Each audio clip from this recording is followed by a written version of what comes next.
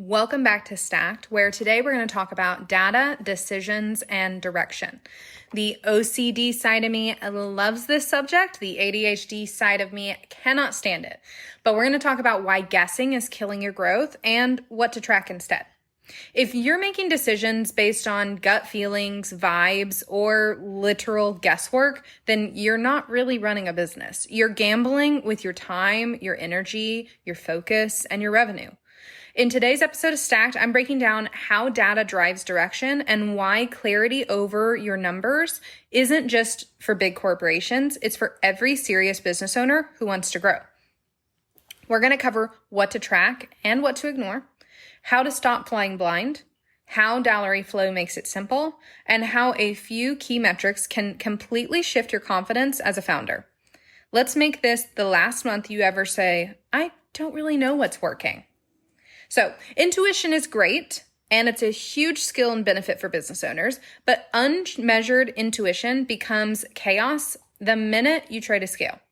As soon as you just try and roll with that gut feeling and have no variables to check and test if those gut feelings are correct, you are going to struggle.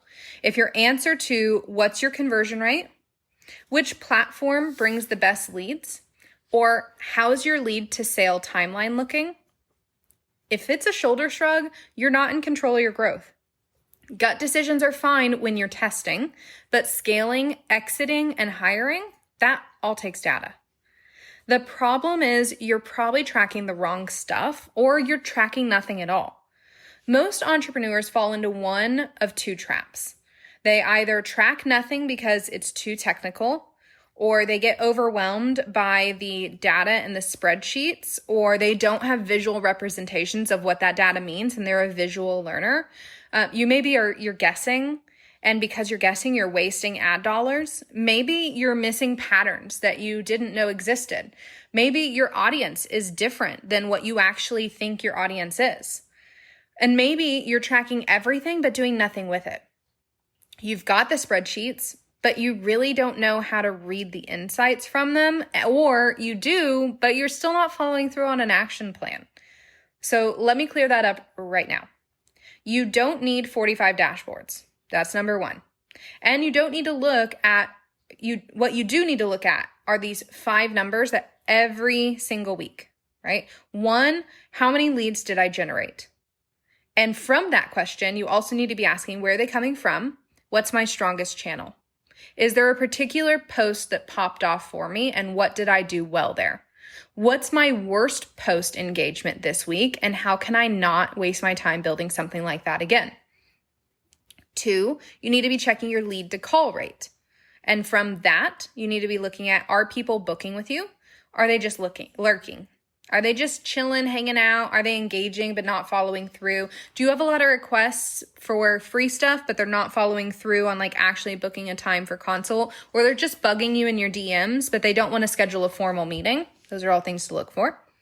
3, you need to look at your call to close rate. Are you converting? When someone does book that appointment, are they becoming a client? Or if not, is it because you decided they weren't a good fit? Or is it because they didn't move forward? Are you the one getting ghosted? 4, you need to look at your average revenue per client. Are your prices aligned with your efforts? Do they still make sense? Do you need to increase or decrease somewhere? Do you need to change the format of how you're offering your package? Maybe your pricing is totally fine, but the words that you're using to describe the service are not in alignment with the pricing. 5, you need to look at your content touch points to conversions. So what did they see before they decided to interact or buy? Was it an Instagram post? Did they email you? Did they DM? How are they actually communicating with you on what channel? And when you track these consistently, you're going to know what you need to double down on, what you need to stop doing, and what you need to fix in your process, where your boat might be leaking. And that equals a smart, confident direction for any business owner to scale from. So here's what we've built inside Dallowry Flow for our users. We have a lead source attribution. Okay, so this tells exactly where the lead comes from. More specifically, what form did they fill out on what platform to become a lead of yours? And that's going to help you track Where's your most profitable outcome? Where should you be spending more time building content? It's also going to do funnel tracking. So it's going to show you what pages they visited, what calendars they visited, what products they purchased, all that good stuff. It's going to show you the revenue by offer. What's performing? What's your best selling product? What's your best selling service? And what services are falling flat? Maybe you're just not talking about them enough. Maybe you need to describe them in a different way. Or maybe that is not a service that anybody's interested in. We can look at follow-up timers, right? How long does it take to close a lead? And who needs re-engaged? And then you can even automate that. When a lead does not respond in X amount of time, then send them into my cold nurture sequence that maybe it emails them once every 90 days, just as a pulse, just to keep in touch. And then automation reporting. What messages get replies? Which sequences actually convert? And guess what? It is all visual. You log in, you check your dashboard, and you get the answers in seconds. It will also track your engagement and conversions across every single social media platform that you connect to our system, all in one big, beautiful place. There's no spreadsheets, there's no mess, there's no overthinking. And when you have real data, you can stop second guessing your pricing. You can stop overposting to platforms that don't convert. You can stop emotionally reacting to slow weeks, right? If you think you're creating slow weeks, you're going to emotionally react to it. When you pull the data in, you can pull the emotion out and realize that a slow week is just that. It's maybe just misaligned attention, and all you need to do is shift your focus. And you can start making moves like a CEO, not a freelancer. Data gives you distance. You see your business as an asset and not an anxiety loop. It helps avoid burnout. And that's the difference between hustling in your business and leading from your business.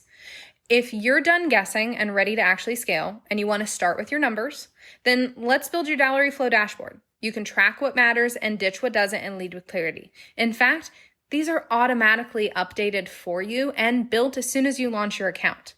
You can book your setup or learn more, or simply just straight up launch into your Dallowry Flow account by visiting dallowryflow.io.